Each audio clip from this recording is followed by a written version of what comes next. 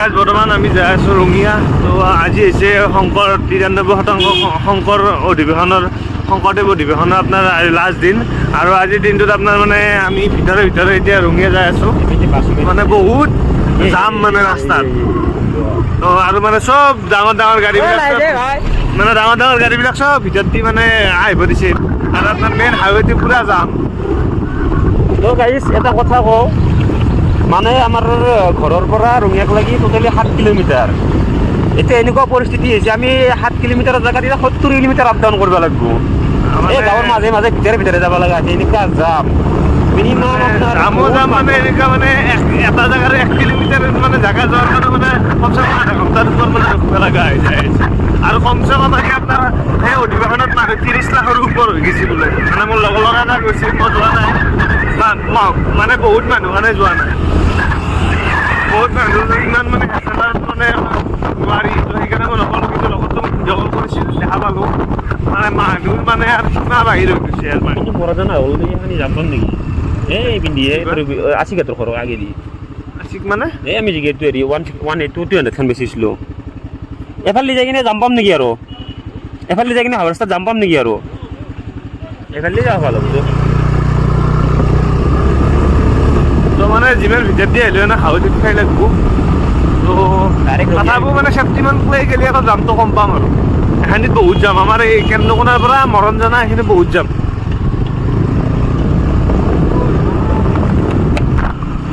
তো গাইজ ধুলো দেখছি না, ধুলোহে গাটো ধুই আছোঁ মাত্ৰ মই। অৱস্থা কাহিল কৰি দিছি।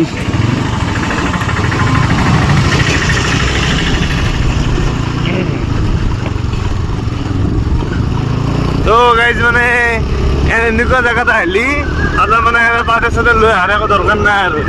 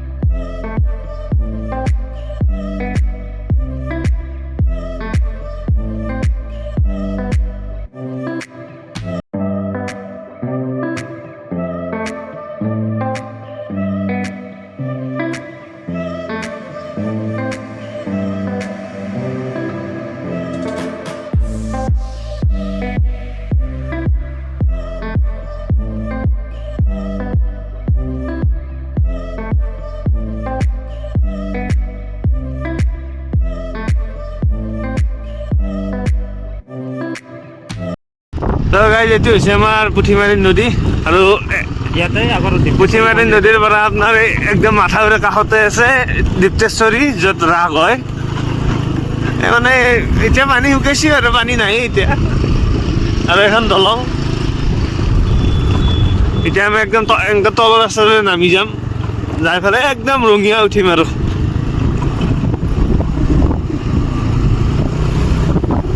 পিন্ধি অঁ এই গাইজ এইটো মন্দিৰ, এইটো ৰাস হয়।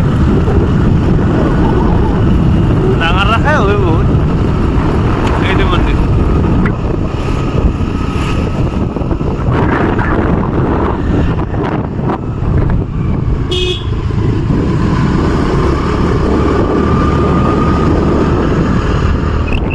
গাইজ বৰ্তমান ৰঙিয়া আহি পালোঁ। আৰু এতিয়া আমি কিবা মানে টায়াৰ আৰু চেঞ্জ কৰাত কিনিবৰ কাৰণে যাই আছোঁ কিবা দাদাৰ দোকানৰ। তো আমি দোকানলৈ যাই লওঁ ফাৰ্ষ্ট।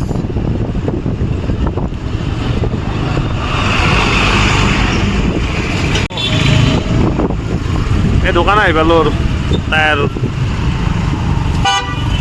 আমি বৰ্তমানে টায়াৰৰ দোকানখনে আহি পালোঁ, এইখানে দোকান। তো এখন হৈছে টায়াৰৰ দোকান। মোৰ গোটেই টায়াৰৰ চাইজ আছে, আপোনালোকে যি টায়াৰ লাগে আৰু।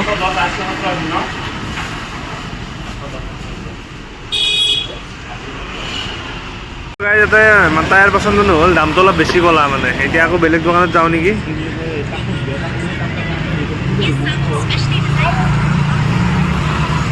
মই NS খানৰ পিছত টায়াৰটো মানে হৈ গ'লে লগাম, মই ৰেডিয়েল টায়াৰ লগাম এটা। আপনাৰ 6,500 মান পড়বে অ্যাপোলো ৰেডিয়াল টায়াৰ লগাম 145 চাগে। তো এতিয়া আৰু এখন বেলেগ দোকানত আছোঁ, এত চাইলো দামটো কিমান কয়।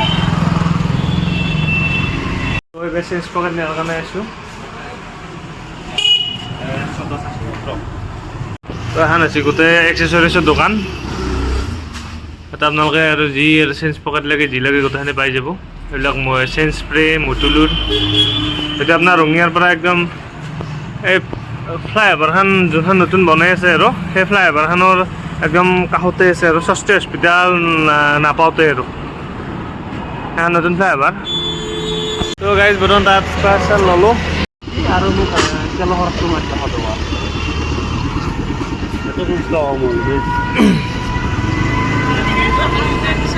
হা অঁ নিজে লাগব হা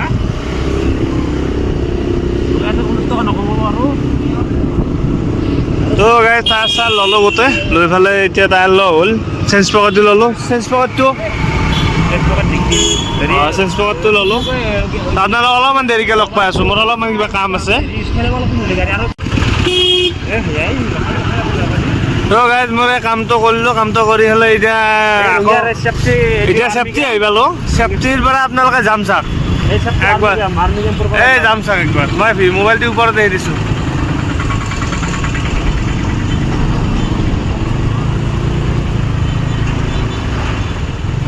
আমি মানে কবাই দি ৰাস্তাইদি মানে ৰাস্তা ল'ব লগা হৈছে। বাইক যোৱাৰো ৰাস্তা নাই, এনেকুৱা কণ্ডিশ্যন। মানে বাইক যোৱা মানে এখন সৰু চাইকেল যোৱাৰো জেগা নাই। আমি ভাবিছিলোঁ কি পিন্ধি যাম নাপাওঁ, সেইকাৰণে সোমাই দিলোঁ। এতিয়া আকৌ মানে ভিতৰত দি যাম। তো এইবিলাক গাইজ গোটেই যাম। আমি ভাবিছিলোঁ কি ৰাস্তা খোলা দিছি, তো আমি ভাবিছিলোঁ কি আগৰ পৰা চেফটিৰ পৰা মানে ৰাস্তা খোলা দিয়া বুলি হৈ গুচি গ'লোঁ, কিন্তু আগতে আৰু যাম মানে যামেই যাম আৰু আজি লৰিব পৰা জেগা ক'তোৱেই নাই আৰু আমি সেইকাৰণে আকৌ যেনেকৈ আহিছিলোঁ সেনেকৈ ভিতৰত দি সোমাই দিছোঁ। এটাও যাম কিন্তু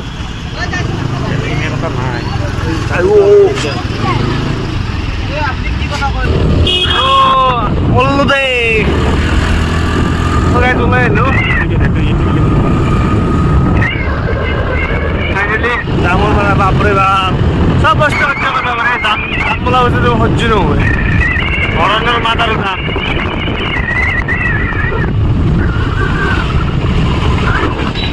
ইয়াৰে এনেকৈ যাই যে ডাইৰেক্ট কেন্দ্ৰকোনা ওলা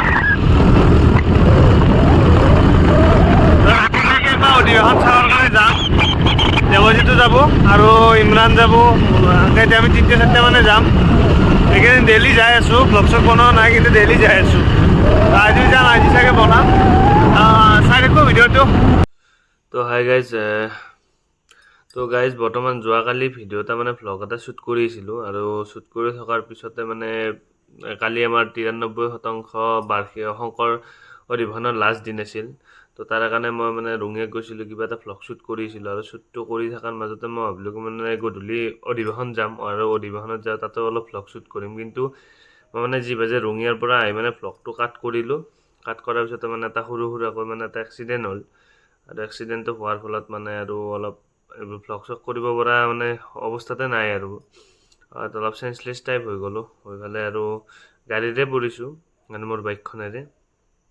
মানে টাৰ্ণিঙত আপোনাৰ বালা আছিল, তো মই ইমান চোৱা নগ'ল। তো টাৰ্ণিংটোত গাড়ীখন ঘূৰাই দিওঁতে গাড়ী মোৰ 30-35 মান আছিল, ঘূৰাই দিওঁতে একদম স্কিড খাই পেলাই চুচৰি গ'ল আৰু মই তাৰপিছত পৰি গ'লোঁ। তাত মোৰ মানে আপোনালোকক দেখাই আছোঁ,